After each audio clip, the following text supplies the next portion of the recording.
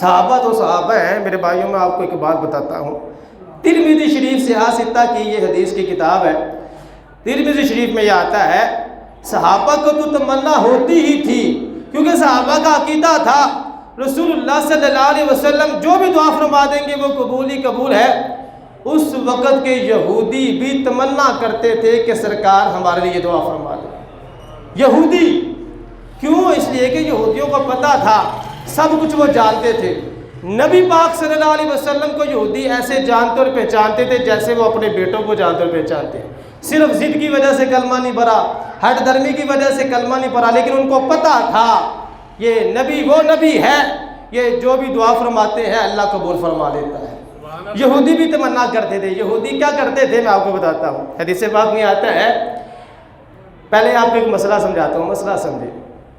مسئلہ یہ ہے ہمارے دین اسلام میں جب کسی کو چھینک آئے تو وہ بندہ کہتا ہے الحمدللہ۔ کیا کہتا ہے؟ سمجھ آ رہی ہے نا؟ کیا کہتا ہے جی؟ الحمدللہ، الحمدللہ رب العالمین۔ جب کسی کو چھینک آئے حکم یہ ہے کہ وہ بندہ کہے الحمدللہ، یا پھر وہ کہے الحمدللہ رب العالمین، یہ حکم ہے۔ اچھا، جو وہ آواز سن رہا ہے نا، اس کے اوپر پھر جواب دینا لازم ہے کہ وہ چھینکنے والے کو جواب دے یرحمک اللہ، اللہ تجھ پر رحمت فرمائے، اللہ تجھ پہ رحم فرمائے۔ اس کے لیے واجب ہے کہ وہ اس کو جواب دے۔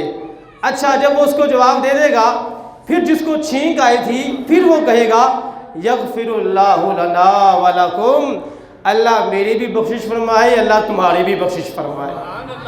دیکھیں تو صحیح، دین اسلام کتنا پیارا دین ہے، کیسا ہی زبردست سلسلہ ہے دعا دینے کا اور دعا لینے کا۔ چھینک آئی، چھینکنے والے نے کہا الحمدللہ، سننے والے نے کہا یرحمک اللہ، پھر چھینکنے والے نے کہا یغفر اللہ لنا ولکم، اللہ ہماری بھی بخشش فرمائے، اللہ تمہاری بھی بخشش فرمائے۔ یہ مسئلہ آپ نے سن لیا ہے۔ یہودی کیا کرتے تھے؟ یہودی تمنا رکھتے تھے کہ ہمیں بھی حضور کی دعا مل جائے، ہمیں بھی حضور کی دعا مل جائے۔ وہ سرکار کے پاس آ کر جان بوجھ کر چھینک مارا کرتے تھے، جان بوجھ کر چھینکیں مارتے تھے آ کے کہ کاش ہمیں بھی ان کی دعائیں مل جائے۔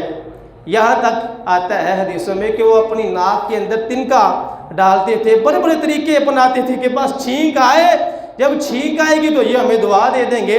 لیکن ہوتا کیا تھا، جب یہودیوں کو چھینک آتی تھی رسول اللہ صلی اللہ علیہ وسلم یہ نہیں فرماتے تھے یرحمک اللہ، بلکہ فرماتے تھے یہدیکم اللہ ویصلح بالکم، اور یہودیوں میں اللہ سے دعا کرتا ہوں اللہ تمہیں ہدایت عطا فرمائے،